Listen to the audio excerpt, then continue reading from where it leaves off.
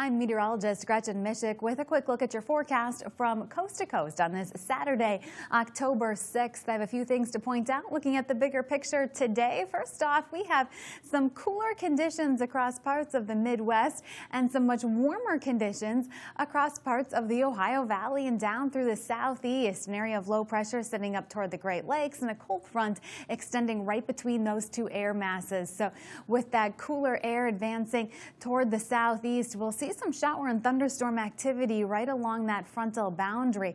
Some of those storms have been producing some very heavy rain, especially earlier on today across portions of northwest Illinois and into eastern Iowa. We had some torrential rainfall, which led to some flash flooding concerns as we began the day. We'll continue to see some wet weather along that frontal boundary as we head into the rest of the afternoon. Then I want to turn your attention further toward the west. We have a system that's going to be moving across the northwest through the weekend here and into early next week.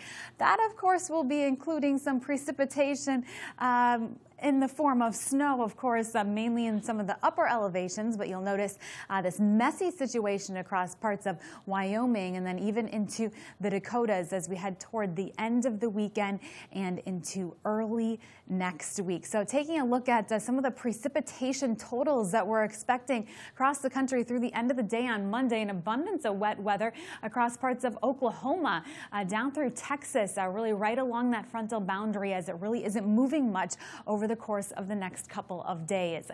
And of course, you'll notice where we have those dramatic temperature changes, highs only in the 40s and 50s across the Central Plains and into the Midwest. But just to the east, we have highs in the upper 80s in places like Atlanta and in St. Louis this afternoon.